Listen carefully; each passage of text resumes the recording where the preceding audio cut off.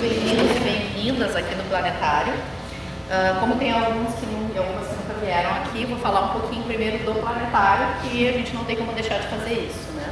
Eu sou a atual diretora do Planetário, subi no meio do ano passado, mas tenho uma história de mais de 20 anos aqui no Planetário.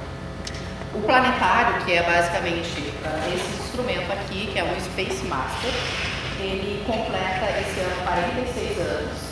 É um equipamento construído no final da década de 60 e que está na origem dos planetários fixos no Brasil.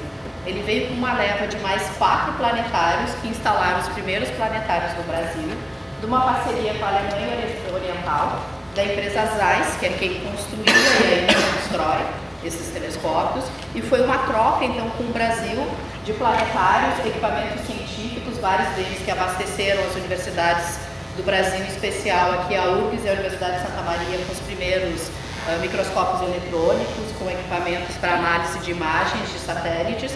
Isso inclusive gerou quase uma ruptura diplomática com os Estados Unidos. E tudo isso foi trocado por café com a Alemanha Oriental. Deu problema do som. Então isso foi trocado por café com a Alemanha Oriental ali no final dos anos 60. E em 72 foi instalado então o planetário. Então, ele vai funcionar aqui, basicamente, como funcionam os movimentos da Terra. Essas duas esferas projetam as estrelas. Cada buraquinho que vocês estão vendo aqui é como se fosse um olho, ele tem uma pálpebra. Então, à medida que o equipamento gira, reproduzindo o movimento diário da Terra, nós estamos vendo as estrelas nascendo e se formando. Nós também temos um movimento em latitude, nós podemos ir para outras latitudes da Terra, e assim a gente consegue ter a projeção do céu como um todo. Ele é todo óptico mecânico, então são lâmpadas aqui dentro, em cada olhinho desses tem uma máscara que foi feita quase que artesanalmente, digamos assim, para a tecnologia dos anos 60, que reproduz o céu, o mapa do céu. Então a gente reproduz estrelas, além disso a gente consegue projetar planetas, estrelas cadentes, constelações, uma parte das constelações. E isso é apoiado também com projetores de slides que atuam então, nos nossos programas, né, que a gente associa a imagem do planetário com histórias, enfim.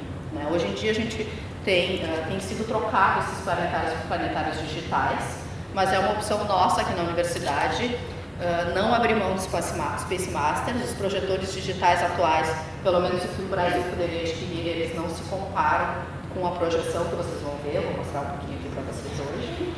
E nós vamos começar uma campanha de arrecadação de fundos para o planetário, para que a gente possa associar a este projetor projetores multimídia que possam então fazer projeção 360 aqui com tudo que tem de mais atual de mídia, de filmes, imagens, né? Os telescópios espaciais na Terra hoje produzem programas para planetários com imagens reais, científicas, que são capturadas pelos astrônomos, né? E, infelizmente, a gente não tem como passar aqui porque a gente não tem equipamento. Então, fiquem atentos, eu aproveito para divulgar que esse ano aí vai começar uma campanha de arrecadação de fundos para o planetário, para que a gente possa adquirir esses equipamentos. Então, bom, foi uma grande surpresa que eu recebi o convite da Lu, fiquei muito contente, a gente se conheceu lá no local que ela trabalha, então eu fui falar de uns projetos de extensão que eu atuo, que é o Meninas na Ciência. E ela me disse, não, a ideia é não exatamente tu falar sobre o projeto, mas falar um pouco da tua trajetória. Não é uma coisa que eu esteja muito acostumada, então eu espero que eu não tenha errado o tom. E aí fiquei pensando, como é que eu vou fazer, o que eu vou... enfim, né, como é isso, né, da gente olhar um pouco e pensar nesse tema também, que é curiosidade, para apresentar para vocês. E agora, na entrada, eu estava conversando com o Zé, que está ali, da nossa equipe, e estávamos falando sobre vocação, sobre quem trabalha com humanas e exatas, e surgiu uma pergunta assim, será que quem trabalha com exatas já nasce para trabalhar com exatas, quem trabalha com humanas já nasce para trabalhar na área de humanas? E aí eu comentei com ele e disse, olha, eu acho que isso é uma coisa que nós podemos ser incentivados, né, e despertados ao longo da vida. Eu, por exemplo, sempre tive uma tendência mais para as humanas. Sempre gostei muito de ler, gostei muito de história, de geografia, matemática, física, era algo assim que eu não tinha grande envolvimento. E aí eu descobri a astronomia e descobri que isso podia ser uma profissão, só que tinha um problema, eu tinha que estudar física para isso.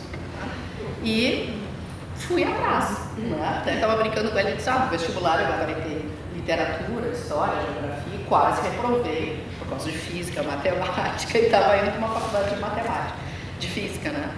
E por quê? Eu acho que isso tem um pouco a ver com esse momento aqui.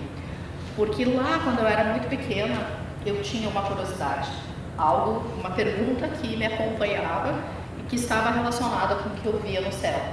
E isso me moveu a buscar toda uma nova trajetória para a minha vida que talvez não estivesse tão no caminho do que a minha, digamos, as minhas tendências naturais, as minhas vocações naturais apresentassem. A curiosidade me moveu para uma outra trajetória que me traz onde eu estou aqui, sendo uma das poucas pessoas privilegiadas que trabalham exatamente no que queriam trabalhar. Isso é uma coisa muito difícil, né?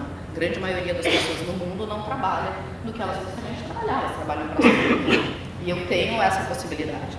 E eu não posso deixar de admitir, me dei conta um pouco hoje aqui conversando que, de certa forma, a curiosidade me moveu a chegar onde eu cheguei.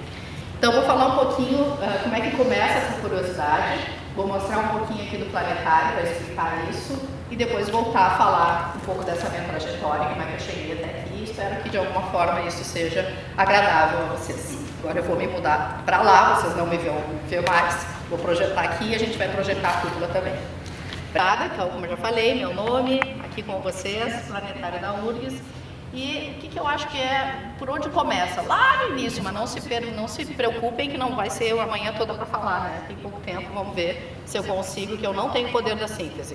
Mas fiquei pensando, né, qual era a ideia? Eu acho que a ideia é juntar um pouco peças, né? Essa é a... Opa! Aqui. Começa bem lá no início, quando eu era bem pequenininha.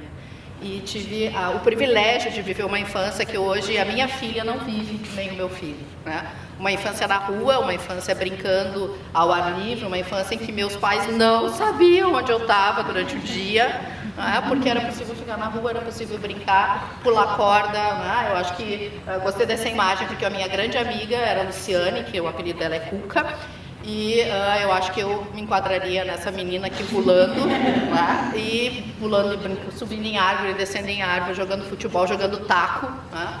E essa infância foi uma infância muito feliz, em que a gente podia explorar todo o nosso ambiente e ficar até tarde na rua, e realmente é algo que não faz mais parte do nosso cotidiano, né? Pelo menos de uma parte das pessoas, né? Porque tem uma quantidade enorme de crianças em que a rua é o seu lar, mas não estou falando desse aspecto, né?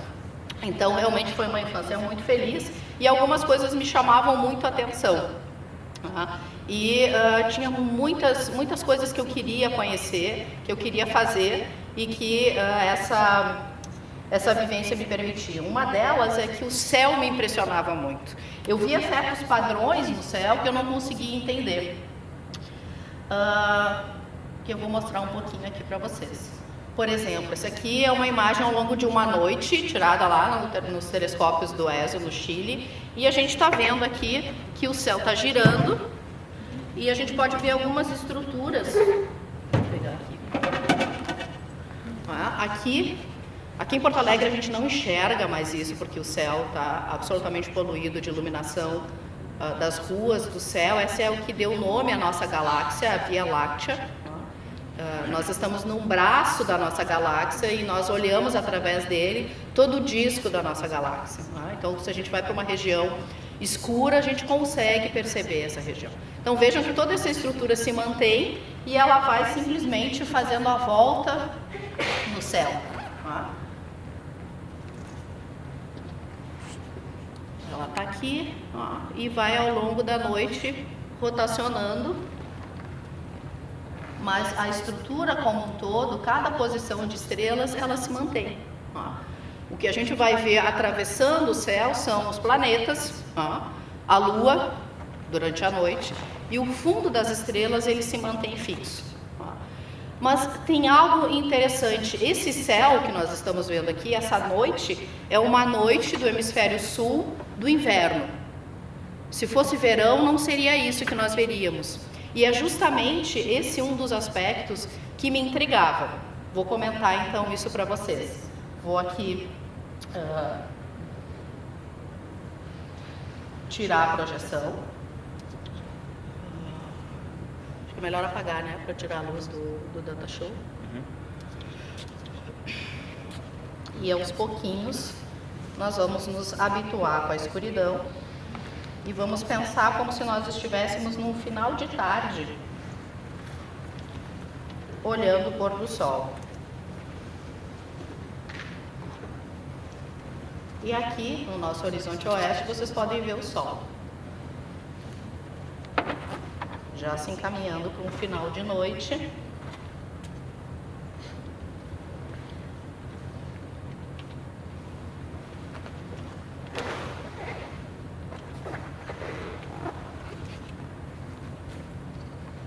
As várias cores do nosso pôr do sol, que dizem que o pôr do sol de Porto Alegre é um dos mais belos, né?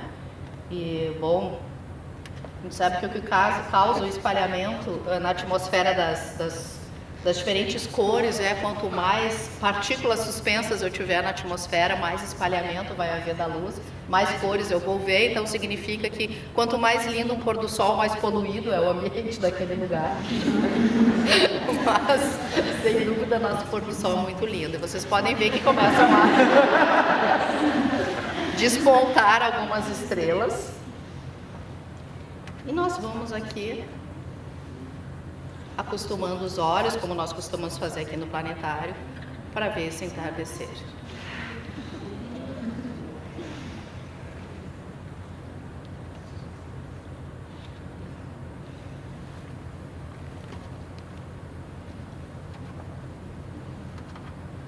Então, pessoal, hoje mais ou menos em torno das 5 horas, se a gente conseguisse fazer o que eu fiz aqui, que é tirar a atmosfera e, portanto, ver as estrelas ainda durante o dia, esse seria o céu que nós veríamos em torno de umas 6 da tarde, 5 horas da tarde, em que ainda a luz do sol está sendo espalhada na nossa atmosfera e, portanto, não nos permite ver as estrelas.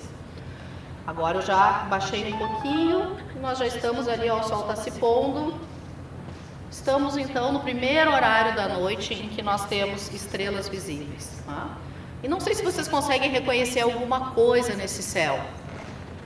Alguém consegue reconhecer algo? Algum conjunto de estrelas?